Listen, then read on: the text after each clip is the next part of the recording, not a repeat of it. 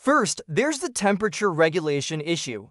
Your body is trying to cool itself down, but you're either baking in summer heat or freezing in winter cold.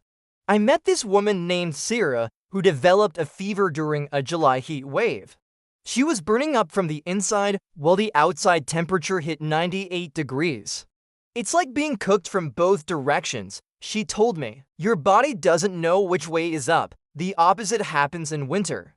You've got a fever trying to heat your body, but you're losing heat faster than you can generate it because you're sleeping in 20-degree weather. Then there's the dehydration factor. Fever makes you sweat, and sweating makes you lose fluids. But when you're homeless, you can't just walk to your kitchen and grab a glass of water. You need to find water sources, and not all of them are safe. One guy told me he'd gotten so dehydrated during a fever that he seriously considered drinking from a puddle.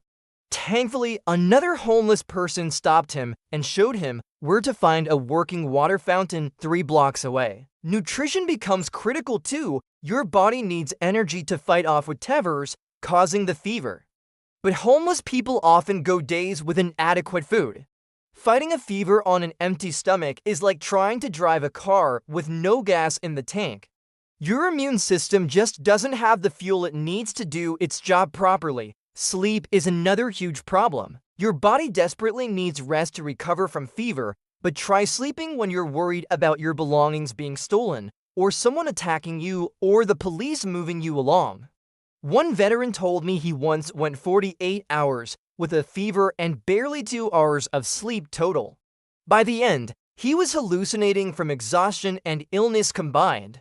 And here's something most people never think about. When you have a fever at home, you can gauge how sick you are by how you feel relative to normal.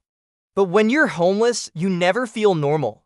You're always uncomfortable, always in some kind of pain, always dealing with something. So recognizing that your current misery is actually a dangerous fever and not just another hard day on the streets takes experience and awareness that can mean the difference between treatment and tragedy. The biggest challenge is knowing when a fever is serious enough to risk going to an emergency room. Because going to the ER means leaving your stuff vulnerable to theft, potentially missing out on meal times at shelters, and facing the judgment and bureaucracy we talked about earlier. So homeless people have developed their own diagnostic criteria that helps them decide when to tough it out and when to seek help. And their diagnostic skills would honestly impress most medical students. When you don't have a thermometer, you learn to read fever through other signs. And homeless people have become masters at this life-saving skill. They've developed techniques that are surprisingly accurate and have been refined through years of trial, error, and survival. Imagine waking up on a park bench feeling like you've been hit by a truck.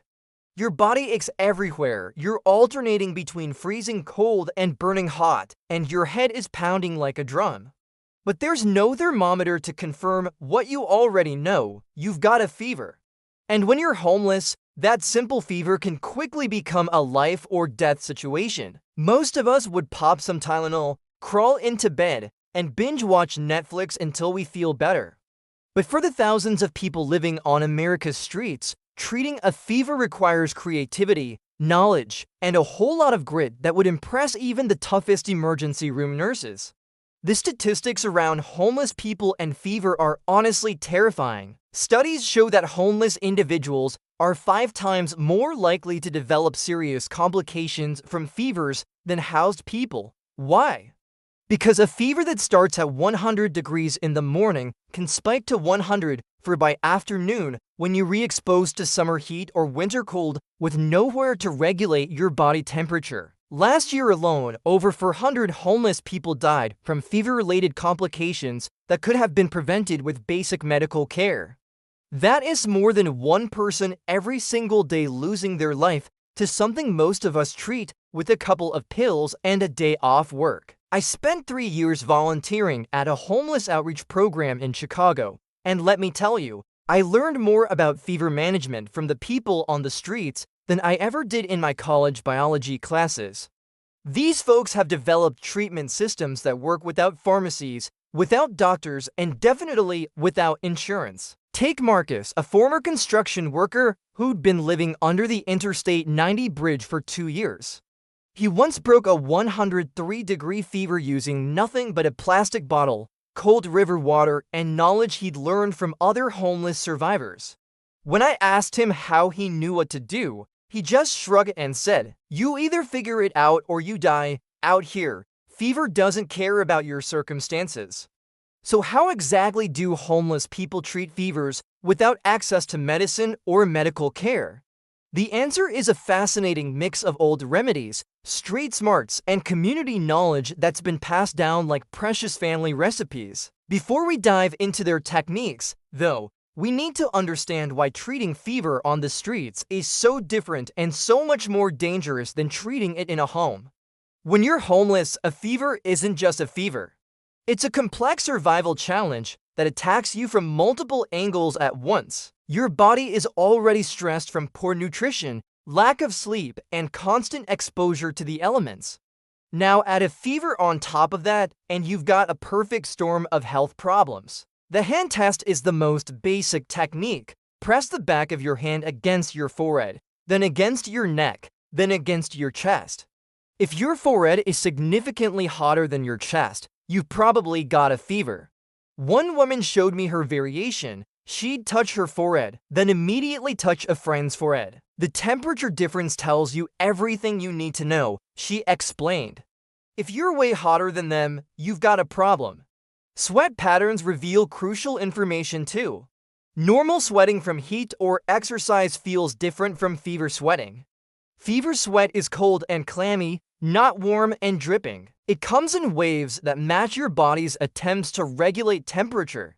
One guy described it perfectly: regular sweat feels like you've been working.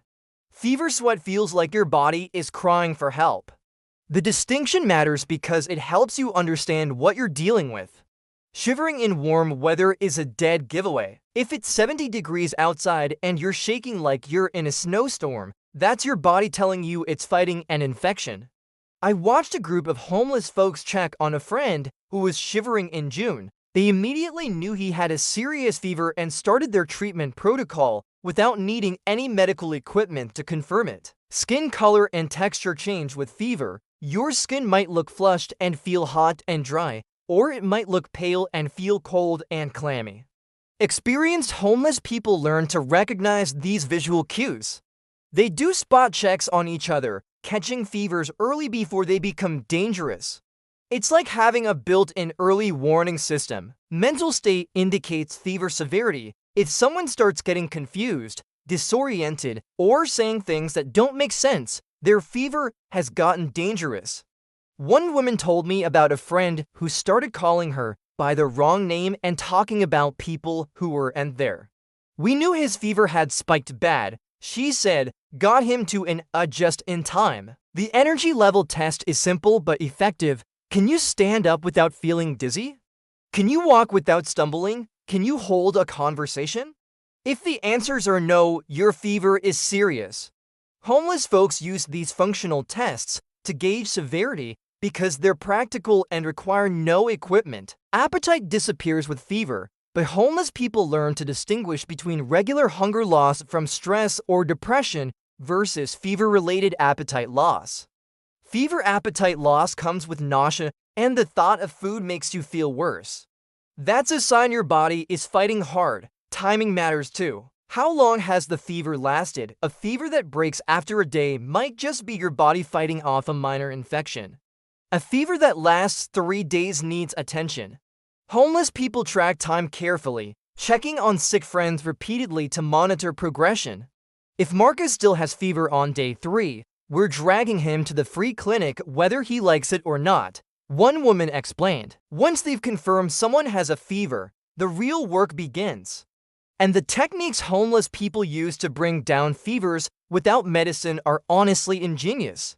The absolute first line of defense against fever is water. Not for drinking, though that's important too, but for cooling the body down externally. And homeless people have gotten incredibly creative with this simple resource. The wet cloth method is universal. Find any piece of cloth, a t-shirt, a towel, even a sock. Soak it in cold water and apply it to your forehead, neck, wrists, and the back of your knees. These spots have blood vessels close to the skin surface, so cooling them cools your whole body. I watched a man bring down a fever by cycling through 4 different rigs, keeping them in rotation, so he always had a cold one ready. Public fountains become fever-fighting stations. You'll see homeless people sitting by fountains, repeatedly splashing cold water on their faces and necks. It looks like they're just washing up, but they're actually treating fever. One woman told me she spent an entire afternoon at a fountain, applying cold water every few minutes until her fever finally broke. The security guard kept giving me weird looks, but I didn't care. That fountain saved my life. The bottle technique is pure genius. Fill any plastic bottle with cold water. Hold it against your pulse points, your forehead, under your arms, between your thighs. The cold transfers directly to your blood, cooling your whole system. Some people keep the bottles going, alternating as they warm up. In winter, they use snow. Just pack a bottle with snow, wrap it in a thin cloth so it doesn't freeze your skin, and apply it the same way. Rivers and lakes offer full-body cooling when fever gets dangerous. I met a guy who de-stripped down to his underwear and sat in a river for an hour to break a 104-degree fever. People walking by thought I was crazy, he said. But that cold water pulled the heat right out of me.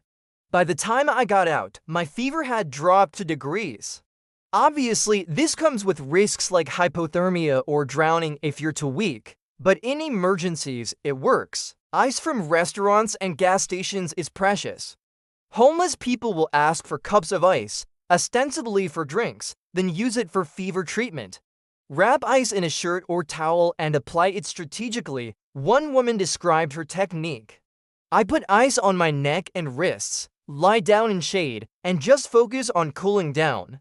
Usually takes about an hour, but it works. The evaporation method uses the science of cooling. Wet your skin and let it air dry. As water evaporates, it pulls heat away from your body. This works even better in dry climates. In Arizona, one guy told me he'd wet his shirt completely and sat in the shade while it dried.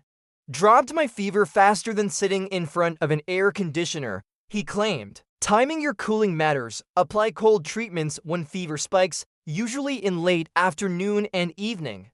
Your body temperature naturally fluctuates throughout the day, and fever exaggerates these fluctuations. Smart homeless people track these patterns and time their treatments accordingly. But water cooling only addresses the symptom. The body still needs help fighting whatever's causing the fever. That's where natural remedies and scavenged medicine come in. When you can't buy Tylenol or ibuprofen, you get creative with whatever nature and urban scavenging provide. Homeless people have developed a whole pharmacy of fever treatments that cost nothing and work surprisingly well. Willow bark is the street medicine superstar. It contains salicin, the same compound that aspirin is based on. Homeless people who know trees will strip bark from willows in parks, chew it, or steep it in hot water to make tea. Does it taste awful? Absolutely. Does it reduce fever? Studies say yes. One woman kept dried willow bark in her backpack year-round. My emergency fever stash, she called it, saved me more times than I can count. Honey packets from fast food restaurants serve multiple purposes. Honey has antibacterial properties that help fight infections causing fever. It also provides quick energy when you can't stomach solid food. Homeless folks collect these packets obsessively. I met one guy with probably 100 honey packets in his bag. He'd eat several when he had fever, claiming it helped his body fight off the infection. Garlic from soup kitchens and food donations gets saved for medicinal use. Raw garlic has antimicrobial properties that can help fight infections. The sulfur compounds in garlic actually boost immune function. Homeless people will eat raw garlic cloves despite the taste, knowing it might help knock out whatever's causing their fever. One man told me, I smell like an Italian restaurant when I'm sick, but I get better faster. Ginger helps in multiple ways. It reduces nausea that often comes with fever, and it has anti-inflammatory properties. Women especially seek out ginger tea from coffee shops or save ginger from Chinese food donations. Sipping warm ginger water settles your stomach and makes you feel more human, one woman explained. Lemon water provides vitamin C and hydration.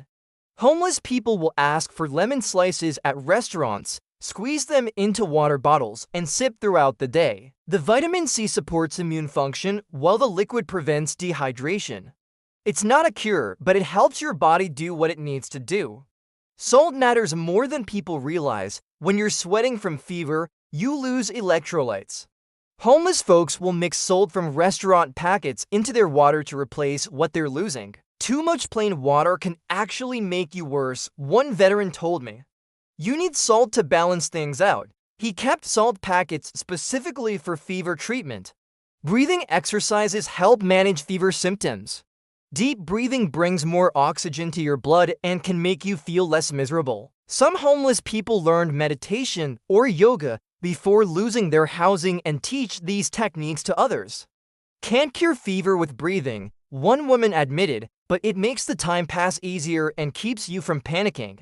Rest is medicine that requires no resources except a safe place. Homeless people will find shade in summer or warm spots in winter and just lie still, letting their bodies focus energy on fighting infection rather than moving around.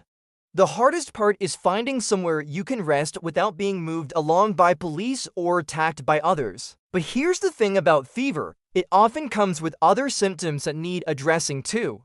And homeless people have treatments for all of them. Fever rarely travels alone. It usually brings friends like headache, body aches, and chills. Homeless people have developed treatments for these companion symptoms that make the overall experience more bearable. Headache relief comes from pressure points. Press firmly between your eyebrows for 30 seconds. Massage your temples in small circles. Apply pressure to the base of your skull. These techniques don't eliminate headaches, but they reduce intensity. I met a former massage therapist living in her car who taught these methods to dozens of other homeless people. Your fingers are free medicine, she'd say use them. Body aches get treated with whatever heat sources are available. Sitting near heating vents in winter, finding sunny spots in summer, pressing warm bottles against sore muscles.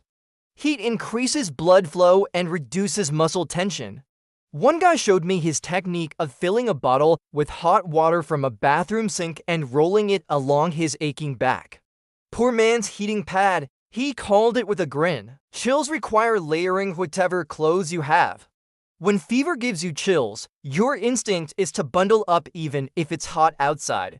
Homeless people will wear multiple layers, wrap themselves in blankets from shelters or donated sleeping bags, and huddle in groups to share body heat. We look ridiculous, one woman admitted, but when you've got chills, pride goes out the window. Nausea gets managed with ginger, small sips of water, and staying as still as possible.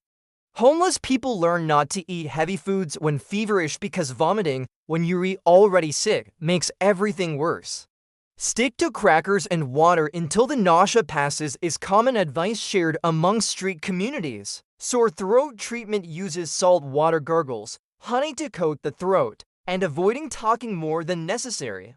One man told me he spent 2 days barely speaking while fighting fever and strep throat. Saved my voice and my throat, he said. Sometimes silence is healing. Congestion gets treated with steam from restaurant vents, breathing over cups of hot water, and staying hydrated. Steam loosens mucus and makes breathing easier. Homeless folks will position themselves near kitchen vents that blow out steam, or they'll heat water over small fires and breathe in the vapor. But even with all these treatments, sometimes fever gets too dangerous to handle alone. That's when community becomes the most important medicine of all. The homeless community's response to someone with serious fever looks like a well-coordinated medical team, except none of them have medical degrees.